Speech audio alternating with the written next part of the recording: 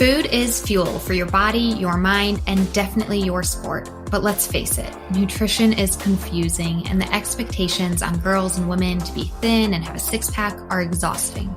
If you've ever been frustrated with your body, confused about nutrition, obsessed with eating healthy, or guilty when you don't, underate, overate, or overtrained, and overwhelmed with all the pressure, then this podcast is for you.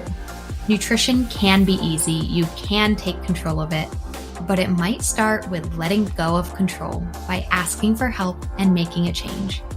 I'm Lindsay Elizabeth Cortez, sports dietitian and owner of Rise Up Nutrition, where I empower female athletes to overcome nutrition concerns and perform at their highest level, to stop being confused by all the mixed or harmful messages, and finally have confidence in your body as a fierce, fit, and fueled female athlete. Hey, listeners and fans, I'm here with another wonderful guest. They're all wonderful guests, and I'm really excited today to have Tory Mather with us.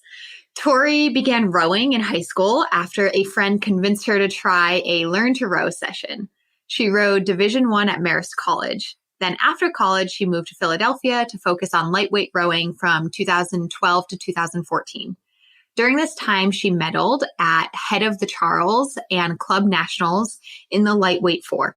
After struggling to make weight and dealing with related health issues, she did end up quitting the sport. In 2015, her friends convinced her to return to rowing at a master's level. Since then, she has been a 14-time U.S. Rowing Masters national champion and has dabbed in other endurance sports such as running, triathlon, and hiking. She coaches women in the Masters Women at Newport Aquatic Center in California for the past 3 years. So that was in the past, and is currently rowing out of Three Rivers Rowing Association in Pittsburgh. So Tory, thanks for coming on the show. Thanks for having me. Super excited to be here.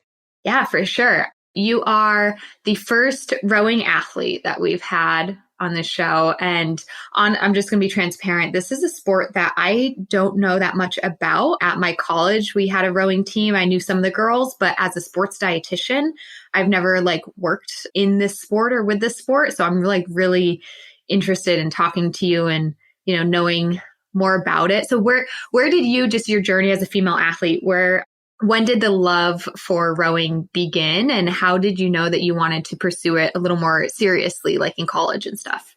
Sure. So I would say that for most of my life, I was an indoor book kid until probably late middle school. I loved reading. I read all the time. I still read a lot, but I had no interest in sports. I played some rec soccer, some rec lacrosse. But the one sport I really liked was swimming. And so I swam in the summer at my town's pool. And I met someone there the summer I was going into high school who was like, hey, you like swimming. You should try this other sport that people say swimmers are good at. And so I was like, okay, cool. And I tried Learn to Row, which most rowers get into rowing through a program called Learn to Row, because it's not a sport where you can just kind of show up and figure it out. You do have to usually go through some sort of program with coaching. And so I did it and I loved it, which is crazy because it was summer and you're in the middle of a river and it's hot and we didn't know what we were doing, but it was super fun. The club put on a really good experience. And so I was like, okay, I want to try this in high school. And my high school rowing team was very new. I think it had started either the year before or 2 years before I was a freshman, but they were looking to grow the team. And so that's why they were trying to get all these people in to Learn to Row. And so I was like, okay, I will swim in the winter because that's the swimming season. And then I will row in the spring. And just the more I did it in high school, the more I loved it. And, I wasn't that good in high school. We weren't that good in high school, but it was just so fun to be out on the water and with my friends and pushing myself. And so I really enjoyed it. And I think when I was a junior, I thought, okay, I would like to row in college. And so that became the goal. And that was kind of how I picked my school. And it was great. Yeah, you really just, again, as I kind of said, this is a sport I'm not super familiar with, but the way you just painted the picture, I'm like, oh my gosh, I want to be a rower now because this sounds so fun just to be out on the water. And yeah, I don't know. But I think exposure, right? Like the fact that your high school even had a team, like this was, my high school never had a team. Yeah, that is pretty rare. I think it is becoming slightly more common, but obviously, like rowing has a pretty large barrier to entry. You have to have a body of water. You have to have a body of water that is safe for the rowing shells. Rowing shells are very expensive, so building up a team, it requires a significant amount of capital. So there are a lot of youth clubs that are more, it's not like a school sport in certain places. It will be a club where, okay, all these kids from all these different schools come to the boathouse and they all row together.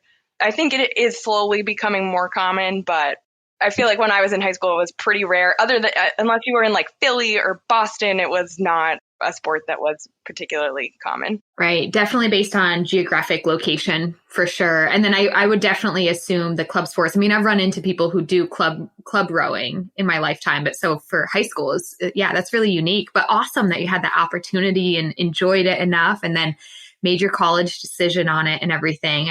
Yeah, it's amazing. So, as I read in your bio, post college, we are doing lightweight rowing. And I'd love to just hear you explain this sport a little bit more because it wasn't like that in high school, right? In high school, it was just rowing.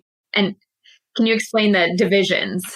Yeah, sure. So there is lightweight rowing in high school, there's lightweight rowing in college, and then there's lightweight rowing after. So it's just like whether or not you are doing it. So the difference between lightweight rowing and just like rowing or open weight rowing is for lightweight rowing, before you compete, you have to meet a certain weight standard. And so it's different at the high school level, collegiate level. It's different for an international standard, but the international standard is that the entire crew, so if you have 4 people in a boat, for women, they have to average 57 kilograms, which is, I have my little cheat sheet here, which is 125.6 pounds.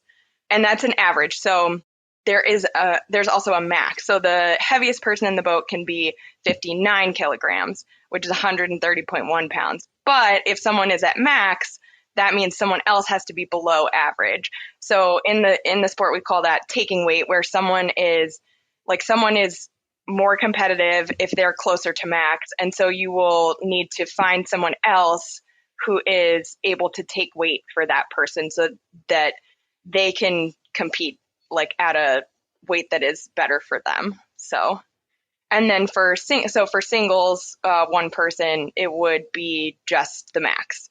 But for doubles, you have to hit that 57 kilograms. For quads, that's 4 people, 57 kilograms. So there is a very interesting and sometimes like stressful dynamic of, is someone like, am I going to have to take weight for someone? So if I am someone where I know I can get to average, like if then I have to take even more weight for someone else, that becomes very stressful. And I had a friend who was on the smaller side, like really great rower on the smaller side, and she ended up having to race at 114 pounds when she was naturally like 125. And that was because she was taking weight for people who the coach wanted to be closer to max. And, she got super burned out and quit because she was miserable. Her body was not supposed to be at that weight. And I was always more on the heavier side of average.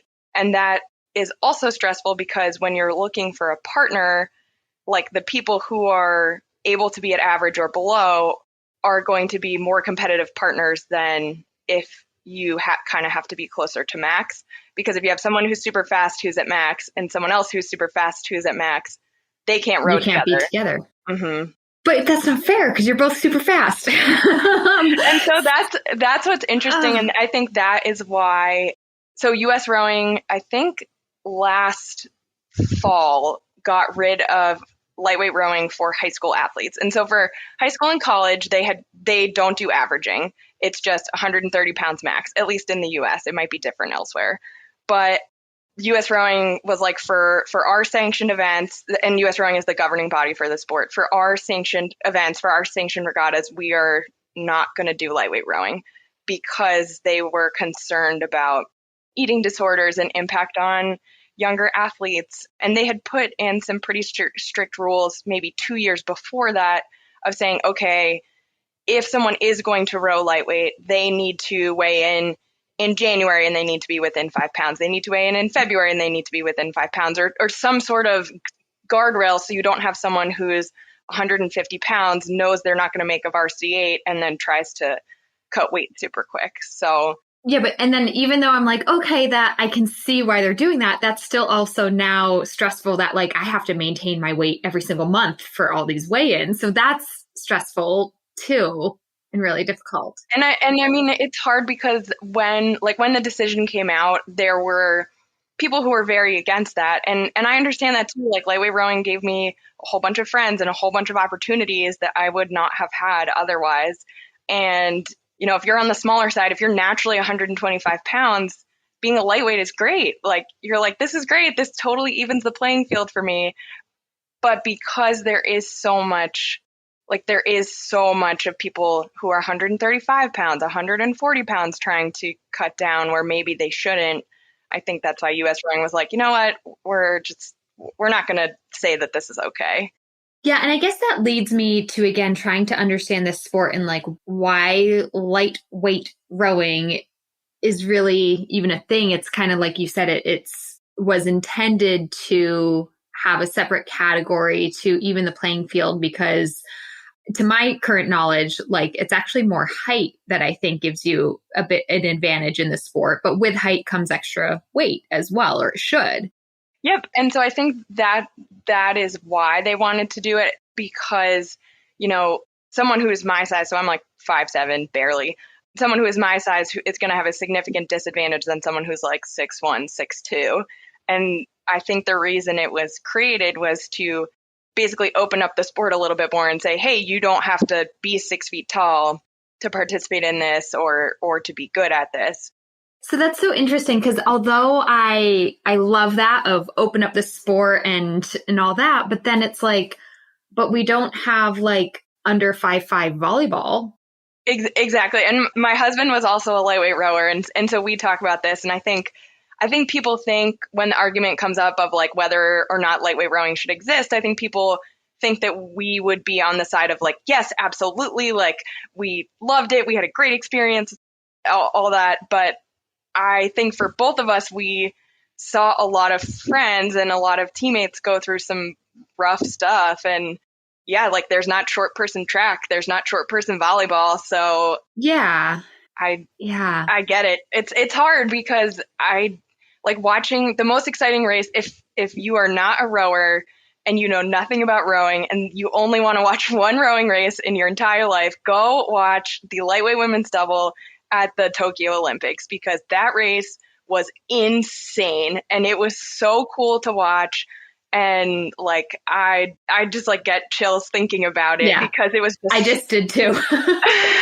It's just such a good race, and those athletes are phenomenal. And so to think that might not exist in the Olympics in 2028 that stinks. Like, that's such a bummer. Yeah, I by no means am saying that to like discredit all the amazing sports performances and athletes that are in lightweight rowing. I'm not trying to. It's just such absolutely. Yeah, I totally understand. Yeah, it's just such like when we think about it, it's like, why? Wow, because as you've been hinting at, a sport that's weighing you and has these weight cutoffs creates a lot of issues, and I think that's a huge part of your story, and so that's where the concern is. And it's like, what if we all just competed at the weight that was best for our bodies instead of conforming to these standards where it's like, and the other question is like, where did this weight even come from? I would like to know the history behind when they started making this category. Why did they pick that number? So I think rumor has it is that there were a bunch of male coaches like chatting about sounds about right, lightweight rowing, and they were like, yeah, we should make this category, and they were like, hey, person whose wife is here, how much does she weigh? And she was like, I don't know, I'm like 130 pounds. And I don't know if that's true or not. I would love to know if that's true, but I Yeah. could totally see it being We true. won't hold you to it, but that's kind of what I'm feeling too. Is like, why was this number picked out of thin air to be, that it just feels that way because I can't think of any reason at this moment, and quite frankly, even you also even shared your height, and I'm like, yeah, what, where did this number come from to say that's considered this gets tricky. This gets real tricky. So it's an amazing sport that you love and I have do seen love it. success in, and we respect it, and amazing athletes are in it. But with such a focus on weight, this creates a lot of challenges with just body image, fueling yourself, nutrition. So what are, Tory, if you don't mind kind of sharing your story and maybe some of what you experienced on this struggle with, managing your weight, or kind of how that, just your journey, if you're willing to open up about it. Yeah, absolutely. So even though my college did not have lightweight rowing, I think a lot of what like bad habits started for me in college. I had a tough time in college just like adjusting in general. And so I loved rowing. I really wanted to like have that like dream of, I'm on this team and everyone loves each other and like we're really good and all of that. And my freshman year we were super bad and like everyone was not happy and we had a tough time even boating an 8, which is the standard collegiate boat is the 8. So it's 8 rowers and 1 coxswain who is the person who steers and calls the race. And people were quitting left and right. And so I was just getting so frustrated because I was like, but I love this sport. I don't understand why people are quitting. Like, can we just do better? And so I got so frustrated that every day after practice in the spring, I decided, okay, I'm going to run a hill for every boat we lose to in our races. And so by the end of the season, I was running like 32 hills a day. And Oh my God. yeah, and I mean, it was like a small hill, but it was still, someone should have been like, hey, maybe you should, chill out a little bit. And I went home for the summer and I lifeguarded and I hung out with my friends and I came back sophomore year like super out of shape. And the majority of my team was juniors who were studying abroad. So we had a very small group again. But I think we only had like 12 or 14 people on the team. I was not making the top 8. And I was like, there's only 12 people and I'm not making the top 8. So I was like, okay, I need to buckle down. I need to work hard. And so I started working out all the time. And I was like working out during practice in the morning. Sometimes we would have a lift in the afternoon, or what we called a yo-yo workout, which is you're on your own. So it'd be like practice in the morning and then go lift in the afternoon, or practice in the morning and then do a yo-yo, which is like usually on the rowing machine. And then I would be like, okay, well, I need to go swim, or I need to go walk on the elliptical, or I need to do something. I need to go running because I'm not getting faster. And so I stayed at school over winter break to take like they call it like a short-term January term class. And so then when everyone, like all the juniors who were studying abroad, came back in the spring, and all of a sudden, like I was fast and like my erg scores were a lot faster than everyone else, but I still didn't make the varsity 8. And like what I should have thought was, hey, maybe I need to focus on like my technical aspects of the sport, and I should look at video of myself, and then I should look at video of Olympians and see what the difference is. Because I mean, I look at pictures of myself rowing back then and I'm like, oh my God, that is like objectively bad rowing. But I thought that all I had to do was work out more. And so again, like I worked out all summer, and I think it just really like compounded. And every year I just felt like I had to work out more. And so I think part of the problem was that I saw that behavior modeled by a teammate who was doing well. And so I was like, okay, well, say her name was Jenna, like, oh, well, Jenna is working out all the time. So like, I need to work out all the time because I need to beat her. And because rowing is a sport where, it's not like soccer where you can sub in, or lacrosse where you can sub in, or a sport where you can get the individual team glory. Like you are either in a spot in the varsity 8 or you are in a spot in a lesser boat. And so my thing was, I want to be in that boat no matter what. And so I'm going to do whatever it takes to beat whoever I need to beat to get in that spot. But then the problem is like you're only as fast as your weakest person in the boat. And so even if I had been the fastest person on the team, which I was not, we still weren't going to beat anyone unless like you can bring everyone up to that level. So I think like college rowing was just, it was tough for me. But I mean, I still have friends from that team, which is great. But by my senior year, I was like just really frustrated because I felt like no one wanted to win as badly as I did. And I think back to that, I don't think that's true. I think I just like was so into my own, like, I must work out all the time and I must do this all the time that I couldn't see that other people did care as much. They just, weren't willing to work out 4 hours a day, which is very reasonable. Yeah.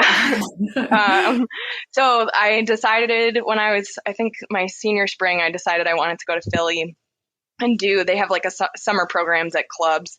So I wanted to go and do a summer program in Philly. And that was great. I think that was like such a great experience for me. I recommend it to any high school or collegiate athlete that is interested in taking rowing to the next level. Like you get different eyeballs from different coaches and you meet people from different teams. And some of the people that I rowed with, I mean, now it will be 10 years ago because it was summer 2012. Like I am still friends with them and we still talk, and some of them row still, some of them don't. But that was such a good experience for me that I was like, okay, how do I keep this going after college? And so the way to do that in the rowing world is either you get invited to a camp, which is more so for open weight rowers. So for women, it's in Princeton. You get an invite and you go and you train and you live there, and that's like basically your job. But for anyone who is a lightweight, it's kind of like, okay, go to a club like a Penn AC or a Vesper or a Riverside and get coached and see if you can make a national team by winning a selection regatta. And so I was like, okay, I will stay in Philadelphia and I will keep training. And the only way that I'm going to be able to do this is as a lightweight. So like I will continue to row as a lightweight. I rowed lightweight that summer, and it wasn't easy, but it wasn't like hard. And so I was like, okay, I'll just continue with this. And I mean, for the first year, like 2012, it was okay. Like I was having fun. I wasn't very fast. And by fun, I mean, like I was, rowing 4 hours a day and also working full time. So like that, I think people's definitions of fun are very different, but like I liked it was fun for you. Yeah, and I liked all the people I was training with, and I really felt like I was working towards a goal, and it was great. And I was like, okay, I can do this. Like I can balance everything. And then in 2013, and when I came off of the winter and was starting to like cut back down to racing weight for the season, I just kept hitting walls, and I was sick all the time, and I couldn't like I was tired, but I couldn't sleep, or I would sleep way too much. I was struggling at work. I was leaving my job at the time, like during my lunch, I had a lunch break that was an hour and we were required to take it. So I would go to my car and nap. Like it did not matter if it was wow. 90 degrees. It didn't matter if it was 10 degrees. I went to my car and I napped You were because I tired. was so tired. And I just could not get down to racing weight. I think I made weight maybe one or two more times that year. And I just like really had a hard time. And then when 2014 rolled around, I again, like same thing, but it was an even harder wall. And it was one of those things where I was basically tracking my weight every single day. And it was a good day if I weighed a certain thing, and it was a bad day if I weighed a different thing. And it was different depending on the week of the season, but it was just very hard. And like I cried all the time and just like felt like a horrible person if I ate even what I was supposed to eat for the day, because I was like, well, I just can't lose weight. Like I can't lose weight. And where I had a lot of trouble was that I could get down to weight, but then the minute that we would start tapering, I would get my period. And you're tapering right before a race, and then you get your period and then you're like, wow, cool. Like, I mean, all the women listening to this know that, you gain like 4 or 5 pounds, or at least I did. And so I would have a race on a Thursday morning and it would be Sunday and I'd be fine. And then it would be Tuesday and I would be like, oh no, Oh, like what am I going to do? So then you get into, sweating weight off, which is not healthy. And then like, I just remember, I think it was 2013, I raced at Elite Nationals and I was dead last by like a minute and it was humiliating. Like, and at that point I was so dehydrated. I didn't even care. Like, I didn't even care when I crossed the finish line that I had done so badly. And that's crazy because I'm a super competitive person. I really care about the sport, but I was like, I just feel so awful. Like I need to lay on the floor and like have someone pour Pedialyte in my mouth. wow. So I think like, and I was like, okay, well, that was one bad race. Like, let's try it again. And then it just kept happening. And so by the time that 2014 rolled around and I kind of saw the writing on the wall and was like, I'm super depressed. This is affecting my work. I'm not enjoying this anymore. Like I need to go. Yeah. And what's sad about this is it wasn't the sport per se that you weren't enjoying. You love the competition, you love rowing. Just came down to making weight. That's what you weren't enjoying. And who does? Who does? Nobody enjoys that. So that's what's kind of tragic about the situation is it's just like, it's not even about the sport. I mean, I guess it is the sport, but it's not the sport, the competition, the athletics, the training. You loved all that, but it's the pressure and difficulty of maintaining a weight and those circumstances, like having a period, which is a good thing. And then, yeah. Yeah. And I think the hard part for stuff like that is that like I really felt alone. And I think that is where like any younger athlete that's going through something like this, like I would really advise to find a mentor or find someone who's been through it or, someone like yourself who has the clinical background and the knowledge to help because, like I just felt like a bad person because I couldn't make weight. And then you have, someone who's a coach, like being like, but I don't understand why you can't make weight. Like you're really fine boned. And I'm like, yeah, you're right. It is my fault. And you just really internalize that. And I think that for me was really hard because I was like, I can do anything I want to do. Like, I know myself. I know that I'm a strong person. Like, why can I not lose weight? Yeah, and there are so many reasons for that, right? It's nothing to do with you and your willpower, but it's like, well, maybe your body's not happy at that weight, or maybe there's other right? That's number one. Number two is like maybe there's other factors like having a menstrual cycle. That means that our weight fluctuates and it's supposed to fluctuate. So that's number two. And then it's also like when we put that pressure on ourselves to be a certain weight, our body doesn't always respond to, believe it or not, exercising more and eating less actually doesn't always work to lose weight because your metabolism might just suppress in the process, or then you're so undernourished and underfueled that you can't even get good training sessions in. And it's like, it just doesn't work. Yeah. And I definitely, like, I think when I listened to your episode with Anna Grace, the soccer player, a lot of that was, I was like, oh yeah, like I really relate to this. I felt super tired all the time and I just like the eating less and training more just wasn't working. And I know now that like that was very disordered and like I should have figured out how to ask for help. And so that's something that I would hope that your listeners take away is like whatever you want to do in sport, whatever goals you have, whether it's weight, like a weight adjusted sport or weight capped sport or not, like talk to people who know what they're talking about. And I would say if you're a female athlete, talk to women athletes who know what they're talking about, because I think, I mean, there are good male coaches out there for lightweight rowing, but I think there are so many who just don't understand that what they did to make an Olympic team in 1980 as an open weight man isn't going to work for someone who's trying to train as a lightweight woman. Like it is not going to work. And I did not see that early enough, because I was like, well, this person went to the Olympics and I want to go to the Olympics. So this is what I have to do.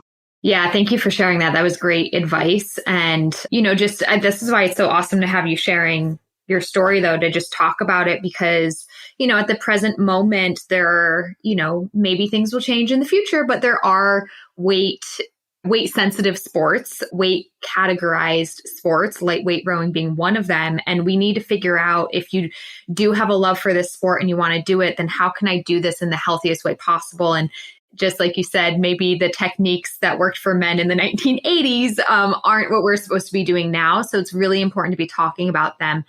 Maybe things will change in these sports as far as changing weight restrictions and stuff like that. And there's people, I'm sure, advocating for it. But until then, we need to talk about it. We need to have the right mentors. We need to have the right coaches and do this in the healthiest, safest way possible. Sweating yourself and dehydrating yourself was not the healthiest, the safest way, nor was it the best for your performance, as you explained to us. Not at all. So it's like, that's not the way to do it. And so, yeah, working with somebody who's really knowledgeable about this to figure out what is the right way. And maybe even, between finding the right way as well as managing our expectations and having a good conversation, with your coach or with your teammates and your partners on the boat about where are we really performing our best at weight wise. Like you were mentioning, that average that has to be there. And instead of just like, I think assuming, when you share that story of a friend who, like, because she was already the lighter one, then it was assumed that she could be even lighter. Like, I think it's really important to have more open discussions about this to see where is everybody's body really performing the best at, instead of just making an assumption, because that's not always the case, Yeah, definitely. And I think that's where, and in the case of my friend, like, I think what was irresponsible in that situation is that the coach was like, you guys figure it out. Like, to me, that's not acceptable. Like, you are the coach. If you don't know this information, you need to find someone who does and figure out like what is the best situation. Because I think my friend just felt kind of bullied into it, and it just totally made her experience awful, and she quit after. And she was a great rower, and like, she is a great person who like had a lot of passion for the sport. And so to see people who love it step away because of an experience like that it's disheartening to me. And I would put the blame in that situation on the coach. Yeah, for sure. Especially if we think back to what age you were at that time. That was in college, was it? That would have been, I was out of the sport at that point, but I mean, I think she was like 23. So, I mean, I was so stupid when I was 23. Like, I didn't know anything. So, well, yeah. And I just wanted to bring highlight to that too, of like, if it is, you're just younger doing some of these sports, and in college, like, you need a mentor or a coach to really have this. Because if you're just like, oh, leave it up to you guys to figure it out, maybe we don't have enough, just experience. Like, you right now, having gone through all this, you have more experience and knowledge about your weight and your body and what makes you happy and what doesn't and how you can go about this. But when you're younger, it's like you didn't. So that's why it can be, challenging. That's why I brought up the age thing. Okay, fans, I'm going to pause this conversation to let you ladies know about the Rise Up Nutrition Coaching Program. We have a lot of ways that we can help clients here at Rise Up Nutrition, and this is one of 2 amazing opportunities to get the direct help you need. With our team of sports dietitians, this program helps adult female athletes fuel to perform without strict dieting. Ah, how good does that sound? Finally, you will understand nutrition for day-to-day training, eat intuitively with foods that you love, and be race day or competition day ready with energy and confidence. We have more details about what's included and how we can help on our website, riseupnutritionrun.com/group coaching. Links are in the show notes. But I quickly want to share what a few of our clients have said about their experiences in this program so far. Sophie, a trail runner, says, quote, I really encourage anyone who has struggled with eating and lives an active lifestyle to consider this program, because it's so hard to know if you're fueling properly without someone on the outside looking in from an objective point of view. I now feel confident in my food choices, and more than anything, confident that I can actually eat more and that it will only benefit my health and my training.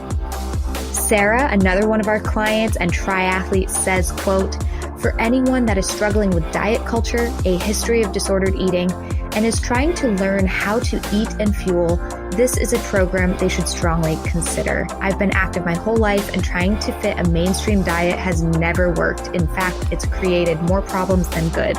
Working with Rise Up Nutrition has made things very simple. So again, if you are an adult female athlete that wants to perform better without strict dieting, click that link in our show notes to apply to the Rise Up Nutrition Coaching Program, and we would be thrilled to have you join us. Until then, we will get back to the conversation.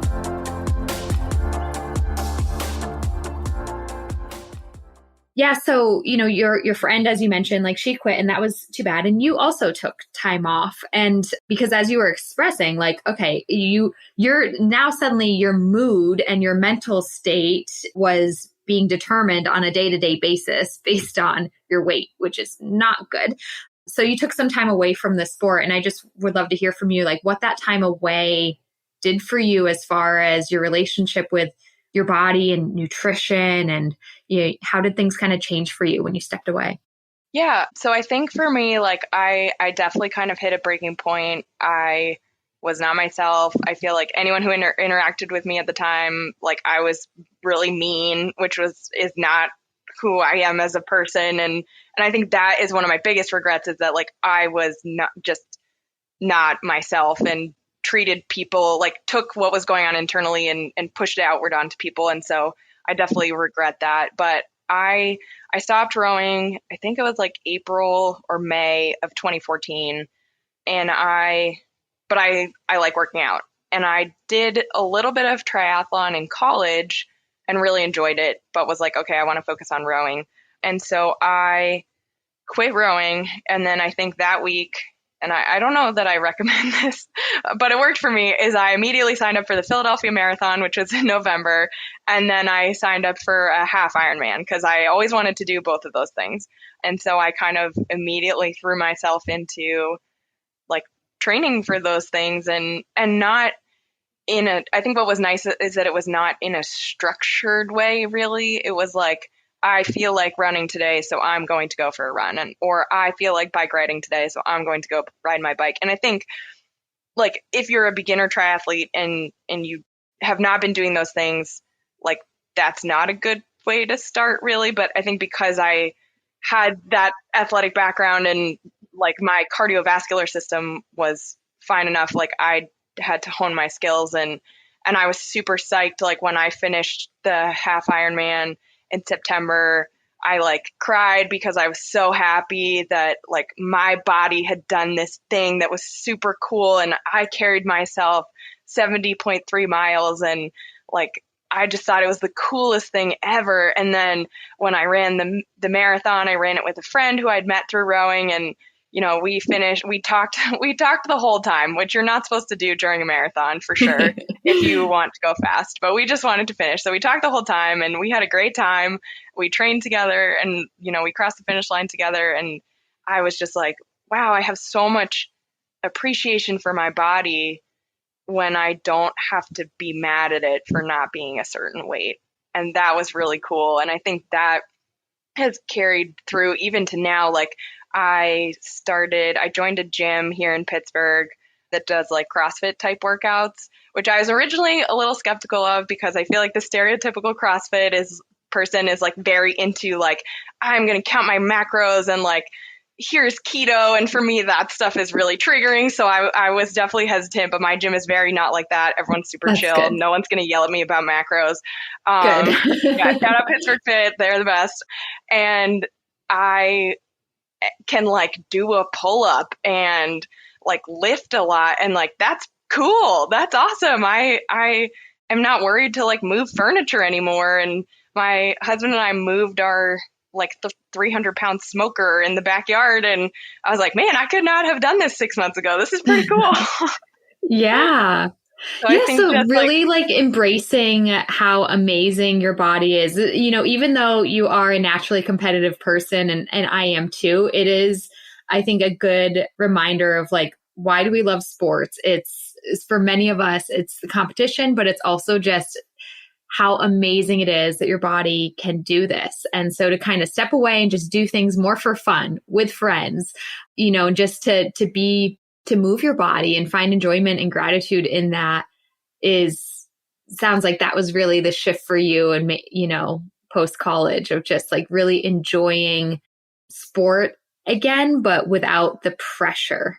Yeah. And I think also as an adult, like sport is now my social life. So when in 2015, I had more of an acquaintance at the time, who's now one of my very good friends, was like, hey, you used to row, you don't anymore. Like, we have this quad that goes out on Sundays. Our fourth person is having a baby, so we need a fourth. Like, do you want to come and do this quad on Sundays? Very low pressure. Also, we drink mimosas after. And I was like, well, I'm not going to say no to that. And so that was great. I started doing that. And then I started being at the boathouse on Tuesdays and Sundays. And then I started being at the boathouse on Tuesdays, Thursdays, and Sundays. And then by summer, I was racing again because I was like, I love this. This is great. And I think I needed the time away. But I mean, since then, other than like really injury, I have been rowing pretty regularly. So. Right. And doing great at it too, right? I have your stats up here. You're 14-time Masters national champion with you and your doubles partner, right? In doubles? Yeah, doubles. And I think the single one time, the quad a couple of times. My doubles partner's husband, I've rowed with him in the double sometimes. So it's just like, it's such a fun sport that you can kind of like mix and match people. And if you row similarly and you've been putting the same amount of training, like you can go to I have moved a lot. I was in Philly, then I was in California for 3 years, then I was in Cleveland for a year, and now we're in Pittsburgh. And what's awesome about rowing is that I can go to a race, like one of the bigger races, like a Masters Nationals, and all of my friends from all of those places are also at those races. So it's like I never really, I mean, unless I want to, like I don't have to lose touch with people because I get to see them regularly still. And that's one thing that I really like about rowing. Like the community is awesome. It's not a very big sport. There's not that many people that do it compared to something like running or basketball, but you still get to see all those people and it's awesome. Yeah. So just having fun with it again. And when you're having fun, when you're less stressed about everything, then you're also performing well. And that makes it even more fun, which is awesome. But how has your like mindset, your behaviors changed, you know, now being in the sport with your nutrition and your fueling and your training, just considering, because you still are in a weight category sport, even though like you're just not stressing about it as much anymore. Is there anything like any approaches that you use to help you? Yeah, so I don't do lightweight anymore. Okay. So Masters does have lightweight, and I have been asked if I wanted to do it, but so far, I mean, every year I always think about it, and then every year I'm like, I don't really want to give up beer and cheese, and that's what it would require. But also, it's like I love that decision though of, you know, what's the weight that I'm happier and healthier at, and guess what? You're performing great at it too. Yeah, and it's good to feel good, I think. And you asked what my approach to nutrition is now. At least when it comes to like what I eat regularly. So I am very much a fan of intuitive eating, which I think when people hear about that for the first time, they're like, so you can just eat whatever you want. So like, do you just eat a pint of Ben and Jerry's every day? And I'm like, no, because I love Ben and Jerry's. Fish food is the best invention of all time. That ice cream is the best. But like, if I did that, I wouldn't feel good and I wouldn't be able to like do my joyful movement that I like to participate in. So I don't do that. But what I like about intuitive eating is that there's no bad foods in intuitive eating. Like, I feel like one thing that is very, very strong in diet culture is like, this food is bad or this group of food is bad. And the minute you tell yourself, like, humans are messed up in that the minute you tell yourself you can't have this, you really want that thing. Like, if I tell myself I do not want ice cream right this second, but if I tell myself I can't have it, I'm going to want it. And so I think that that's what frustrates me about diet culture so much, is that like, we're just really setting ourselves up for failure in a situation like that, in cutting out Completely. carbs or cutting out fat or cutting out desserts. Like, everything has a place in moderation. And I know what I eat when I feel good. And I know that I eat sometimes and I don't feel good about it, but then I don't do it again for like a month or 3 weeks or whatever. So, and then when it comes to actually rowing and fueling myself, if you talk to any of my teammates, they will tell you that I am always the person with snacks. I bring snacks in the boat. And I don't know if this is like a holdover from lightweight rowing or if this is just how my body was in general, but I have kind of a propensity towards bonking if I'm not eating regularly. And so I bring like honey stinger little goos in the boat, or I remember one time last summer in Cleveland, I was sitting stroke seat, which means you're facing the coxswain. And I just like whipped a banana out of my bag. And he was like, "You're eating a banana? Like, we're in the middle of pieces." And I was like, "Yeah, I don't know. I felt like I needed a banana, so I'm going to eat the banana." Yes. So I love that. I always have snacks, and I try to make it so that I never get too hungry or like too bonked out, because that is just, I experienced that too many times, and I don't want to feel like that again. Feels terrible. Yeah. Yeah. It feels terrible for it to have that happen. So yeah, I agree with everything you're saying about, I'm a big fan of intuitive eating too. And I think that anybody listening that still has doubts about it probably just honestly is not understanding what it really means, and let's focus in on the word intuitive, like being in tune with your own body. So if your body is craving a whole pint of ice cream at every meal, but it's probably not, but you do have to listen to your body and learn from it. And it's your own. Intuitive eating is your own journey with food. Yeah, absolutely. And anyone who is interested in it, like, I think people who are people who are more likely to have disordered eating, like, it's people who like to have control of stuff. And I think intuitive eating, it feels like there's a little bit lack of control, but that's not, or at least that's how it felt to me at first, but that is not how I feel now. And I would at first, but I think ultimately in the end, this is the path where you have the most control over your food, because you were totally the one figuring it out. You were the one dictating the terms instead of living by somebody else's rules or somebody else's list of eat this, not that. It's like, no, I'm in control of every choice that I make. Yeah, absolutely. And I think that makes it so much better in the long run. Yeah. So much better. And I think, there are still things, because it's been, I would say, 8 years since my last weigh-in. And I think there are still things that I experience where I am like, okay, that is a bad habit. And that's something that is still kind of a holdover. I know that when I get stressed, I don't really eat a lot. And so I had a work situation where my department had like leadership turnover, and we got someone who was a leader in our department who was like, yeah, we're going to basically work 14 hours a day. And he was just extremely demanding all the time and was very belittling to our team. And so I was just so stressed because I like my job. I care about my job. I want to do a good job. And so to kind of be told all the time that like your team is not doing a good job, and I was just so stressed all the time. And I think in 3 months that I worked for him, I lost like over 10 pounds.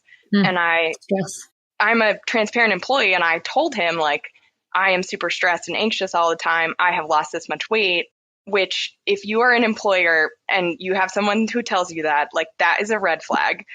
But he was like, well, you'll be ready for beach season. And I was like, Oh, I gotta get out of here. Like, I can't work for this person anymore. oh no. Yeah. So Oh. I ended up quitting and leaving that job because I just couldn't work for someone like that. Also, I love you sharing that story just as far as like boundaries. We actually, with my clients, we had a call last night, a nutrition call, but we actually focused more on mindset on this call. And we were talking about like setting boundaries with people and to either set those boundaries and make that clear and communicate that, or when people abuse those boundaries of like, get out of that situation. That's not a good, some people don't get it. So for example, of a boss, like, reinforcing just weight and habits that, from a nutrition or a health standpoint are not good. That's a boundary that you do not need to stay in that work environment. You know yourself and that this is not a healthy place for me to be. Yeah. And I think work is hard. I work from home full time now. And I have to say from an eating perspective, like that and disordered eating perspective, it's helpful because I felt like when I was in an office environment, and my last office environment, our team was all women and it was in Southern California. And so just the very culture, diet like culture-y. everyone is on a diet. Someone's on keto, someone's on Weight Watchers, someone's doing a juice cleanse. And it was hard for me to be around that. And, people are always commenting on each other's bodies. And I was in Southern California for 3 years. I enjoyed my time there, but I think ultimately, like one of the reasons I didn't want to stay there is because that is just very ingrained into that culture. And then also like, someone would bring something to work, like a cake or donuts or something, and be like, oh, it's someone's birthday, I brought this. And everyone's sitting around being like, oh, I shouldn't eat this. Oh, it's so bad for Annoying, me. right? Yeah. And like, I love cake. I don't like donuts. I eat the cake. I don't eat the donuts. Like, and then, I eat the cake and someone's like, oh my God, I can't believe you're so thin, or you look like this and yet you can eat this cake, or I don't eat the donuts. And they're like, oh, well, this is why you're so thin. It's like, no, I know, Yeah. unpopular opinion. I just don't like donuts. So, I think it's like, for me, working from home is great because I don't have to deal with any of that. Yeah, there's pros and cons because I think the diet culture in a workplace setting is pretty bad. And currently I'm working, I'm working completely, from home as well. And a lot of people have during the pandemic, which is weird because you can go either way with this. We can get too sucked into our own routine and our own eating and our own foods that feel like, quote, safe. So that could be a bad thing where we're not comfortable eating and having the cake on a random Tuesday afternoon just because it's somebody's birthday. And like, but at the same time, the diet culture that exists in that office setting it's super toxic. I've been there even as the dietitian. Like, I mean, all my office setting examples, I was a dietitian in that, but it's difficult to deal with. And I think in those situations, like for you, of course, just speaking personally, like it's great that you drew your line and got out of that. And then my hope for people is that when you do start to feel more confident that your path is the right path for you, then it's like, it doesn't matter what other people say. This is still what I'm going to do. And then maybe even starting to be the voice yourself of like, no, Sarah, you don't need to go on a diet. Actually, Sarah, like keto's like, I'm not down for that. I love my carbs, and start to be that voice of reason that can potentially change culture over time. That's the goal, right? Yeah, absolutely. And I think one thing I like about, Instagram and, TikTok, Facebook, they all have their downsides, but I think one thing that is great about it is there's so much more conversation about things like this, like eating disorders and anxiety, and just all of that is, people are way more comfortable sharing than I would say they were, 10 years ago. Like the National Eating Disorders Awareness Week was, 2 weeks ago or 3 weeks ago? And it's in February. Mm-hmm. Yeah, the amount of people that I saw post like personal stories about that, I was like, wow, this is great. Like, I didn't know that this acquaintance that I had went through this. And, you send them a message and you're like, hey, thanks for sharing. I'm so glad you are doing better and are in a better place, and like glad to see your story. And I think it's just nice that social media has opened up avenues for conversations about that. Yeah, for sure. Definitely. And I think that awareness is where it starts. Like, cause let's say 20 years ago, which was a long time ago, I realized, but like those office conversations, like people like truly thought that was right. They truly thought that like going on a diet was the right thing. And at least now, as we keep sharing these stories and bringing awareness, some people are now eyes are opened of like, oh, that's not right. This is not healthy, or this is how it's negatively affected me. And they're sharing that. And so people are a lot more open to hearing the other side of the story nowadays. And that's why I was saying too, like for anybody listening to this episode and is like, yeah, I'm in that workplace environment right now. Like you can probably say something and people are going to have heard of intuitive eating before, and then they'll be curious, you know?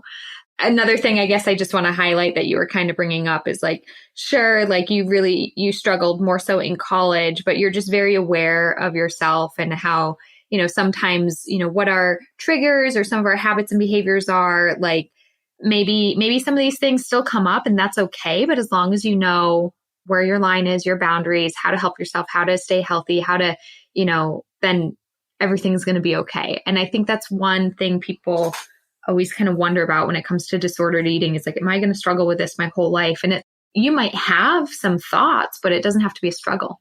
No. Yeah, I would agree with that. And I think I liked when you were talking with your colleague Jenna about, is this a habit because of diet culture, or is this a habit because I choose it to be a habit? And I chew a lot of gum, and I started that when I was a lightweight, but now I'm like, I just like gum and I just want to chew gum. And so I think the difference between like being so much more mindful of habits and the decisions that you're making, and not just being like, well, I haven't put milk in my coffee for 20 years, so I'm going to continue to not do that, even though milk in my coffee is delicious. Right. Yeah. Just checking yourself on your behaviors. Where is it stemming from? And is it serving me anymore and where I'm at right now? Yeah, definitely. Well, Tory, this was such an awesome conversation. I kind of hate to be cutting us off, but we're almost at an hour here. So yeah, we got to move on with our, it's flown by. We got to move on with our day. But yeah, this was just awesome. And I think you've given a lot of like inspiration to people. And one thing that I'm really hearing from you that I want to highlight again is to work with your body. You are still rowing and an amazing rower, but you are working with your body, not forcing it to be a certain weight or size that just wasn't working for it, and eating intuitively, fueling your body for what feels good, and letting your body really just like shine as an athlete. Yeah. And I think also like picking exercise that makes me happy. Like I love rowing, but I don't row 7 days a week. I would not like rowing anymore if I rowed 7 days a week. And I picked up hiking during the pandemic, and I had never been into it before because I was like, well, why would I do a sport where I can't compete with people? Like, what? That's not a sport. Like, that's not what I want to do. But I feel like the pandemic kind of slowed everything down, made me want to get outdoors. And I love hiking. I've been hiking with my dog every weekend. And I think that I really enjoy it. And then I can go back to rowing and be like, wow, I went for this great hike. And also I'm not burned out on this other sport that I love that is also my other hobby. So Yeah, great hobby. You have your own website, your own Instagram. My Trails Are Many and mytrailsaremany.com, which is, no, I think that's awesome too. Just diversifying how you move your body and letting enjoyment lead the way. Yeah, absolutely. Mm-hmm. Well, Tory, I finish every podcast episode with the same questions for every guest. You ready for them? I'm ready. I'm excited. If there's one food you could eat every single day for the rest of your life and never get sick of it, what would it be? Well, realistically, this is a banana because I eat a banana every single day and don't get sick of it. But I would say Thai food because I love Thai food. We eat it every week. There is a Thai place that is 2 blocks from my house, and I smell it every day. And every day when I leave my house to walk the dog for lunch or leave my house to walk the dog after work, it's like, oh man, I just really want Thai food every day. Yeah, it is some good flavors and some good smells, that's for sure. Mm-hmm. Yeah. It's funny how I'm kind of the same. I'm like, I have my realistic answer because I do eat something every single day Yep. for you bananas, but we can extend that. And imagine Thai food. Yeah. Or even do it. Maybe eventually you will eat Thai food every single day. I mean, I did eat Thai food yesterday and the day before, so. Yeah. Tory, what is your favorite sport to participate in yourself? I mean, I think the easy answer is rowing, but I just like have really, really enjoyed hiking. I'm hoping to go on my first multi-day backpacking trip this summer, and I got injured in December, and so have really had to do some shorter hikes, but I think that's been almost good because it's forced me to be like, just because I hiked 1 mile means I'm still a hiker. Doesn't mean I'm not a hiker anymore if I'm not hiking 5 miles every time I go out or 10 miles every time I go out. Like you are still an athlete no matter how much or little of it you do. And that has made me explore different trails that I 6 months ago would have been like, ugh, well, I would never do a 2-mile trail. And now I'm like, yeah, let's do it. Yeah, because you can, right? Yeah. Mm-hmm. Dog loves it. Yeah. Yeah. I know I was reading some of your website and your blogs about the hiking, and it is really, it's awesome to get into if you live in an area that's got some good trails and everything. So yeah. And I mean, Pennsylvania and Ohio, like I think when people think hiking, they think like California, Wyoming, national parks, and like you just need to do some research because like Ohio was awesome for hiking, and I would have never thought that before I moved there. Yeah, totally. And even, I'm here in San Antonio, and it's funny, I still call it hiking, and then sometimes I correct myself and I'm like, well, it's really just nature trail walking because but I still call it hiking anyways. But call it whatever you want. You're out there, you're getting after it. That's great. Yeah. All right. How about as a spectator? What is your favorite spectator sport? Is it still rowing or something else? Rowing is not a good spectator sport. I will be honest. Like if you only on TV, it's hard. Yeah, it's hard and even then, it's still kind of tough. I went to my first NHL hockey game last week for the Pittsburgh Penguins, and I had thought it was going to be like professional baseball, where I'm like, I'm here for beer and hot dogs, and like maybe I'll pay attention. But it was awesome. I had such a good time. So I definitely plan to go to more hockey games. I freaking love hockey. Just as a spectator sport, I would never play it, but as a spectator. And Pittsburgh Penguins fans are a fun group of people. Like they won the game last Friday, and as we were leaving, like someone would start chanting, and then someone else would start chanting, and everyone's just caught up and super excited. And I was like, this is awesome. Mm-hmm. Yeah, super fun. Well, I'm glad that you went to your first game. Hopefully many more to come. I hope so. Yeah. And Tory, my last question, if there's a female athlete that you want to give a shout out to for being just inspirational or role model for any reason, who would that be and why? So I feel like my first experience watching sports was I watched ice skating with my grandma. My grandma loves ice skating, and so we would watch it together. And Surya Bonali is a figure skater who was, I feel like, prominent in like the late 90s, maybe early 90s, but she is the only person who has ever landed a backflip on one skate. I think I've seen that now. The name, to be honest, didn't ring a bell at first, but now that you mentioned that. Yeah. And I just remember watching her and being like, she is so cool. And in figure skating in the Olympics, and I think in just general competition, they don't give you points for backflips because they're so dangerous that they don't want you competing in them or doing them in competition. And she did it in the Olympics knowing that she wouldn't get any points, which I think that is just so badass to be like, I could put my medal, I could be hurting my medal chances by attempting something that I'm not allowed to do, but I'm good at it. And so I'm going to freaking do it. It was awesome. That is awesome. Yeah. Doing it her way, Yeah.